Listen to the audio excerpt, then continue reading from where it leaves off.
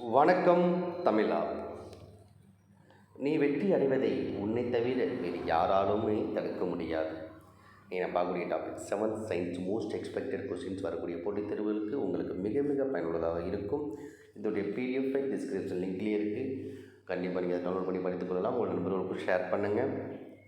இது வரைக்கும் நம்ம யூடியூப் சேனல் சப்ஸ்கிரைப் பண்ணாதவங்க சப்ஸ்கிரைப் பண்ணுங்கள், நண்பர்களுக்கும் ஷேர் பண்ணுங்கள். முதலாவதாக ஒழுங்கற்ற வடிவமுடைய பொருட்களை காண, பொருட்களுடைய பருமனை அளக்க நமக்கு பயன்படக்கூடிய விதி நீருடைய இடப்பெயர்ச்சி விதி. ஒழுங்கற்ற வடிவமுடைய பொருட்களுடைய பருமனை அளக்க நமக்கு பயன்படக்கூடிய விதி நீரினுடைய இடப்பெயர்ச்சி விதியாகும். ஒரு கன மீட்டர் அப்படிங்கிறது எத்தனை கன சென்டிமீட்டர் அப்படின்னா 10 லட்சம் கன சென்டிமீட்டர் ஆகும். அடுத்து பாதரசத்தினுடைய அடர்த்தியினுடைய அலகுன்னு கேட்டாவே கிலோகிராம் பார் மீட்டர் கியூப். அப்போ பாதரசத்தினுடைய அடர்த்தி எவ்வளோன்னா 13,600 கிலோகிராம் பார் மீட்டர் கியூப். ஒரு வானியல் அலகு அப்படின்னா பூமியினுடைய மையத்துக்கும் சூரியனுடைய மையத்துக்கும் இடையிலான ஒரு சராசரி தொலைவு தான் ஒரு வானியல் அலகு, ஒரு அஸ்ட்ரானாமிக்கல் யூனிட், ஒரு ஏயு அப்படின்னு சொல்லிட்டு ஒரு அஸ்ட்ரானாமிக்கல் யூனிட். அந்த வானியல் அளவோட மதிப்பு என்ன பார்த்தீங்கன்னா 1.496 இன்ட்டு 10⁻11 மீட்டர். அடுத்து ஒரு இலையுடைய பரப்பளவை நாம் எதை பயன்படுத்தி கணக்கிடலாம் அப்படின்னா, ஒரு இலையினுடைய பரப்பளவை நாம் வரைபடத்தாளை பயன்படுத்தி கணக்கிடலாம். அடுத்து 2 இடங்களுக்கு இடையே உள்ள மிக குறைந்த நேர்கோட்டு பாதை, எதுவும் பார்த்தீங்கன்னா இடப்பெயர்ச்சியின் அலகு மீட்டர். திசை வேகம் மாறும் வீதம் என்ன பார்த்தீங்கன்னா முடுக்கம். திசை வேகம் மாறும் வீதம் முடுக்கமாகும். ஒரு பொருளுடைய திசைவேகமானது காலத்தினை பொறுத்து அதிகரித்தால் அந்த பொருள் நேர்முடுக்கத்தினை பெற்றிருக்கும். ஒரு பொருளுடைய திசைவேகம் காலத்தினை பொறுத்து அதிகரித்து அது என்னது? நேர்முடுக்கம். வேகம் காலம் இந்த வரைபடத்தினுடைய சாய்வு நமக்கு தரக்கூடிய மதிப்பு ஒரு சீரற்ற முடுக்கம். வேகம் காலம் இந்த வரைபடத்தினுடைய சாய்வு நமக்கு தரக்கூடிய மதிப்பு சீரற்ற முடுக்கமாகும். ஒரு பருப்பொருளில் தனித்து காணப்படக்கூடிய ஒரு மிக சிறிய துகள் என்னது? அணு. பருப்பொருளில் தனித்து காணப்படக்கூடிய ஒரு மிக சிறிய துகள் என்னது? அணு. ஒரு கார்பன் அணு 2 ஆக்சிஜன் அணுக்கள் கொண்ட சேர்மம் எதுவும் பார்த்தீங்கன்னா கார்பன் டை ஆக்சைடு CO2. மின்சாரத்தை கடத்தக்கூடிய ஒரே ஒரு அலகம் என்னென்னா கிராஃபைட். கார்பனும் களிமண்ணும் கலந்த கலவைக்கு பேர் தான் கிராஃபைட். பென்சில் கரி என்று அழைக்கப்படுகிறது. இதுவும் கார்பனுடைய ஒரு புறவேற்றுமை வடிவம். மின்சாரத்தை கடத்தக்கூடிய ஒரே அலகமும் இந்த கிராஃபைட் தான். தனிமங்கள் ஒரே வகையான அணுக்களால் உருவாக்கப்படுகின்றன.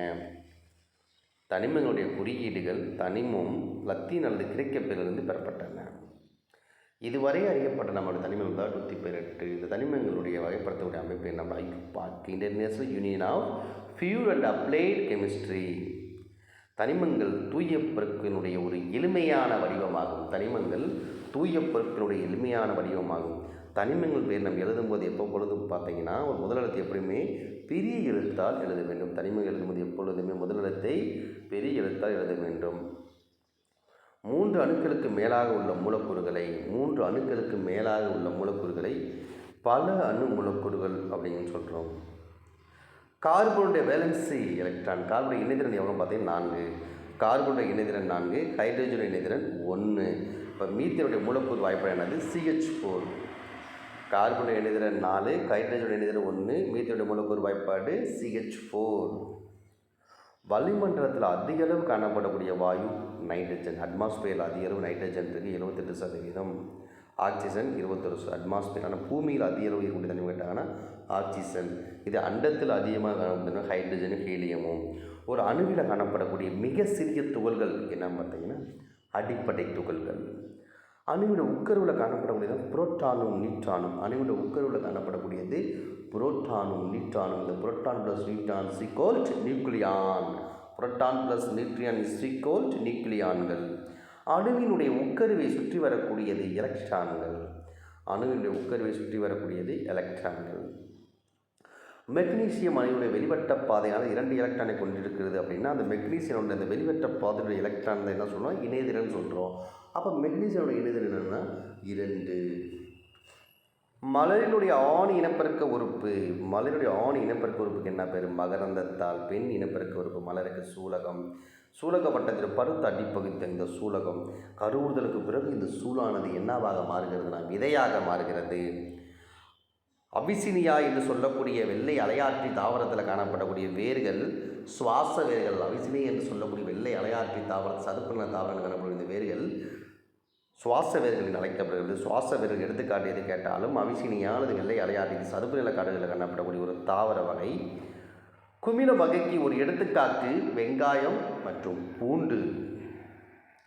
ஒரு குறிப்பிட்ட பகுதியில் வாழும் மக்களை நாம் சமுதாயம் என்று அழைக்கிறோம். பச்சை நிறத்தில் குப்பையில் கூட இருக்க பெற்றி குப்பை தொட்டி. ஏன்னா இப்போ பச்சை கலர்லாம் வச்சுருக்காங்க.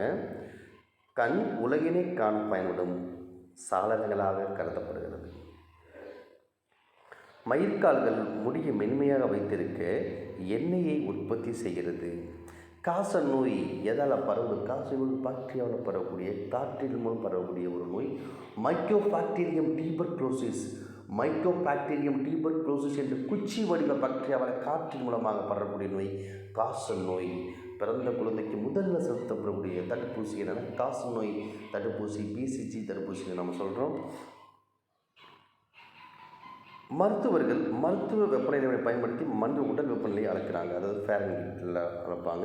இதில் பார்த்தீங்கன்னா அந்த மனித உடல் வெப்பநிலை சராசரி எவ்வளோ இருக்கும், 36.9 டிகிரி செல்சியஸ், அதாவது 98.4 டிகிரி ஃபேரன்ஹீட். இதுதான் மனித இயல்பான வெப்பநிலை அளவாகும், சராசரி அளவாகும். அறை வெப்பநிலையில் திரவநிலை காணப்படக்கூடிய உலோகம், அறை வெப்பநிலையில் திரவநிலையில் காணப்படக்கூடிய உலோகம் பாதரசம். இதே அறை வெப்பநிலையில் திரவநிலையில் காணப்பட்ட அலோகம் கேட்டான்னா புரோமின். வெப்ப ஆற்றலானது அதிக வெப்பநிலையில் பொருள் இருந்து குறைந்த வெப்பநிலையில் பொருளுக்கு என்ன செய்யும் அப்படின்னா மாறுகிறது. -7 டிகிரி செல்சியஸ் வெப்பநிலைங்கிறது 0 டிகிரி செல்சியஸ் வெப்பநிலையோட குறைவு தான். ஏன்னா மைனஸில் இருக்குது. -7 டிகிரி செல்சியஸ் வெப்பநிலையானது 0 டிகிரி செல்சியஸ் வெப்பநிலையை விட குறைவு. பொதுவாக பயன்படுத்தக்கூடிய ஆய்வக வெப்பநிலைமானி எதுவும் பார்த்தீங்கன்னா செல்சியஸ் வெப்பநிலை. பொதுவாக பயன்படுத்தக்கூடிய ஆய்வக வெப்பநிலைமானி செல்சியஸ் வெப்பநிலைமானி ஆகும். மரபு மின்னோட்ட திசை எலக்ட்ரானோட பாயும் திசைக்கு எப்படி இருக்குன்னா எதிர் திசையில் அமையும். மரபு மின்னோட்டத்தின் திசை எலக்ட்ரானோட பாயும் திசைக்கு எதிர் திசையில் தான் அமையும். ஓரலகு கூலும் மின்னூட்டமானது ஏறக்குறைய 6.242 இன்ட்டு 10⁻18 புரோட்டான்கள் அல்லது எலக்ட்ரானை கொண்டிருக்கும் ஓர் அலகு கூலும் மின்னூட்டம்.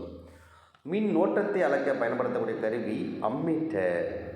இந்த மின்கடத்து பொருட்களில் பார்த்து எலக்ட்ரான்கள் அணுக்களோடு ஒரு தளர்வாக பிணைக்கப்பட்டிருக்கும். மின் கடத்துதலின் எஸ்ஐ அலகு சீமென்ஸ் பார் மீட்டர். மின் கடத்துதலினுடைய எஸ்ஐ அலகு சீமென்ஸ் பார் மீட்டர் S/m. ஒரு பலூனில் வெப்பக்காற்றினை அடைப்பது என்னென்னா இயற்பியல் மாற்றம். ஒரு பலூனில் வெப்பக்காற்றை அடைப்பது என்ன பார்த்தீங்கன்னா இயற்பியல் மாற்றமாகும். தங்க நாணயத்தினை ஒரு மோதிரமாக மாற்றுவதும் ஒரு இயற்பியல் மாற்றமாகும். ஒரு கேஸினுடைய திருவினம் திருப்புவதன் மூலமாக திரவ எரிபொருள் என்ன பண்ணோம் வாயு எரிபொருளாக மாறும். இது வேதியியல் மாற்றத்துக்கு ஒரு எடுத்துக்காட்டு. உணவு கெட்டுப்போதல் அப்படிங்கிறது என்ன மாற்றம் அப்படின்னா ஒரு வேதி மாற்றம். உணவு கெட்டுப்போதல் வேதி மாற்றம். சுவாசங்கிறது ஒரு ஒழுங்குமுறை நடைபெறக்கூடியது. அப்போ இது என்ன மாற்றம்னா கால ஒழுங்கு மாற்றமாகும். சுவாசங்கிறது ஒரு கால ஒழுங்கு மாற்றத்துக்கு எடுத்துக்காட்டாகும். செல்லில் இருக்கக்கூடிய ஜெல்லி போன்ற பொருள் என்னன்னா சைட்டோபிளாசம் என்று அழைக்கப்படுகிறது. நான் தாவரத்தில் சூரிய ஆற்றலை உணவாக மாற்றுவேன். நான் யார் அப்படின்னா பசுங்கனியம். நான் தாவரத்தில் சூரிய ஆற்றலை உணவாக மாற்றுவேன். யாருன்னா பசுங்கனியம். முதிர்ந்த இரத்த சிவப்பு செல்லில் காணப்படாது என்னென்னா உக்கர். முதிர்ந்த இரத்த சிவப்பு செல்லில் காணப்படாது உக்கர் காணப்படாது. ஒரு சில உயிரினங்களை நாம் எதன் மூலம் மட்டும் பார்க்க முடியும்னா நுண்ணோக்கி. ஒரு சில உயிரினங்களை பார்க்கக்கூடியது நுண்ணோக்கி மூலம் மட்டும்தான் பார்க்க முடியும். இந்த செல்லில் காணப்படும் சைட்டோபிளாசம் உக்கரும் சேர்ந்ததுக்கு என்ன அப்படின்னா புரோட்டோபிளாசம். சைட்டோபிளாசமும் உக்கரும் சேர்ந்த அமைப்புக்கு என்ன பேர் புரோட்டோபிளாசம் என்ற பெயர். 1623ஆம் ஆண்டில் இருசொற் பெயரிடு முறையை அறிமுகப்படுத்தியவர். 1623ஆம் ஆண்டில் இருசொற் பெயரிடு முறை அறிமுகப்படுத்தியவர் யார் அப்படின்னா ஹார்ஸ்பேட் பாயின். இவர் அறிமுகப்படுத்துகிறாரு. ஆனால் வகைப்பாட்டியல் தந்தை, இருசொற் பெயரிடு முறை தந்தை என்று யார் சொன்னோம்? பரோல்லஸ் லின்னேயஸ். அடிப்படை வகைப்பாட்டினுடைய நிலை என்னென்னா சிற்றினம். அடுத்து பச்சையமற்ற மற்றும் ஒளிச்சேர்க்கை செய்யக்கூடிய தன்மையற்ற இது பார்த்திங்கன்னா விலங்குகள், பூஞ்சைகள். விலங்குகளும் பூஞ்சைகளும் பச்சையமற்ற மற்றும் ஒளிச்சேர்க்கை தன்மையற்ற இது ஒரு இதாகும். வெங்காயத்தினுடைய இருசொல் பெயர் என்னது? வெங்காயத்தினுடைய இருசொல் பெயர் அல்லியம் சட்டைவம். நவீன வகைப்பாட்டியல் தந்தை என்று அழைக்கப்படக்கூடியவர் யாருன்னா கரோலஸ் லின்னேயஸ். ஒரு சமதள ஆடியானது உருவாக்கும் பிம்பம். ஒரு சமதள ஆடி எந்த பிம்பத்தை உருவாக்குகிறது அப்படின்னா நேரான மாயப்பிம்பம்.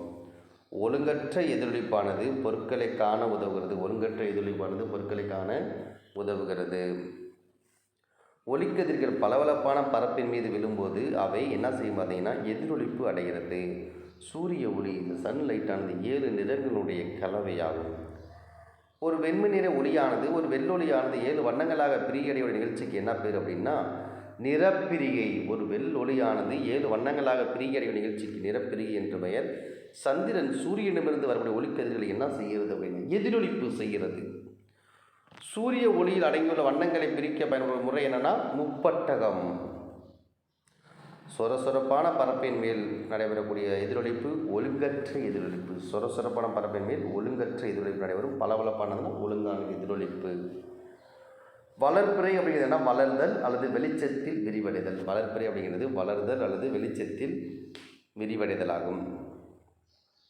சூரிய மைய கொள்கையை முன்மொழிந்தவர். சூரிய மைய கொள்கையை முன்மொழிந்தவர் யார் அப்படின்னா நிக்கோலஸ் கோபர்னிக்கஸ். Nicolaus Copernicus. அண்டத்தின் ஆதியை குறித்து கூறும் மாதிரி பெருவெடிப்பு கொள்கை அல்லது பெருவெடிப்பு கோட்பாடு. ஆகாயத்தின் பெரும்பகுதியை அடக்கியுள்ள விண்மீன் மண்டலம். ஆகாயத்தின் பெரும்பகுதியை அடக்கியுள்ள விண்மீன் மண்டலத்துக்கு என்ன பேர்னா உர்ஷா மேஜர். இந்தியா ஏவிய முதல் ஏவுகணைக்கு என்ன பேர்? ஆரியப்பட்டா. பாலியஸ்டர் துணிக்கு ஒரு எடுத்துக்காட்டு பாலிகாட்.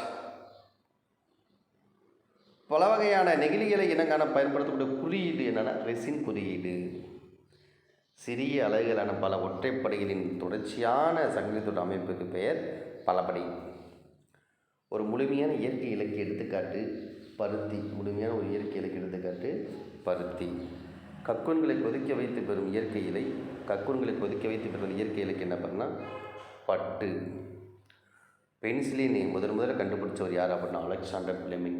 பென்சிலியம் நொட்டேட்டம் மற்றும் பென்சிலியம் கிரெஜோஜீனம் போன்ற பூஞ்சுகளில் இருந்து பென்சிலின் அப்படிங்கிற கண்டுபிடிச்சவர் யாருன்னா அலெக்சாண்டர் பிளெமிங். உலக ORS தினம் ஒவ்வொரு ஆண்டும் ஜூலை 29 அன்று அனுசரிக்கப்படுகிறது. எரிதல் அப்படிங்கிறது என்ன? ஒரு வேதி வினை. இதில் பொருள் பார்த்தீங்கன்னா ஆக்சிஜனுடன் வினைபுரிகிறது. நீரில் நனைந்த காகிதத்தின் எரி வெப்பநிலை அதிகரிக்கும். எண்ணெயால் உற்பத்தி செய்யக்கூடிய நெருப்பை நீரால் கட்டுப்படுத்த முடியாது. ரொம்ப ரொம்ப முக்கியமான ஒரு ப்ராக்டிக்கல் கொஸ்டின். எண்ணெயால் உற்பத்தி செய்யக்கூடிய நெருப்பை நாம் நீரால் கட்டுப்படுத்த இயலாது. புரதம் மற்றும் கால்சியம் எதில் அதிகமாக காணப்படுறது பார்த்தீங்கன்னா பாலில் அதிகமாக காணப்படுகிறது. புரதம் மற்றும் கால்சியம் பாலில் அதிகமாக காணப்படுகிறது. தேன் கூட்டிலிருந்து தேன் எடுக்கப்படுகிறது. ஆந்த்ராக்ஸ் நோயை உண்டாக்குவது கால்நடைகளில் வரக்கூடிய நோயான ஆந்த்ராக்ஸ் நோய் உண்டாக்குவது பேசிலஸ் ஆந்த்ராக்ஸ். இயற்கை இலைகளிலேயே வலிமையான இலை என்று சொல்லக்கூடியது பட்டு இலை. அமைதிப்பட்டு எந்த ஆண்டு உருவாக்கப்பட்டது அப்படின்னா அமைதிப்பட்டு எந்த ஆண்டு உருவாக்கப்பட்டது? 1992ஆம் ஆண்டு உருவாக்கப்பட்டது. இதுவரை தமிழ் அகாடமி யூடியூப் சேனலை சப்ஸ்கிரைப் பண்ணாதவங்க சப்ஸ்கிரைப் கூட இருக்க பெல் சிம்பிள் கிளிக் பண்ணுங்கள். நம்ம இதுக்கு முன்னாடி வீடியோ எல்லாமே தமிழா அகாடமி வெப்சைட்டில் இருக்குது. இது மாதிரி ஒவ்வொரு யூடியூப் வீடியோவிலையும் டிஸ்கிரிப்ஷன் லிங்க்லேயும் அந்த பிடிஎஃப் ஃபைல் இருக்கும்.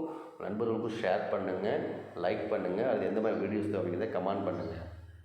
தேங்க்யூ.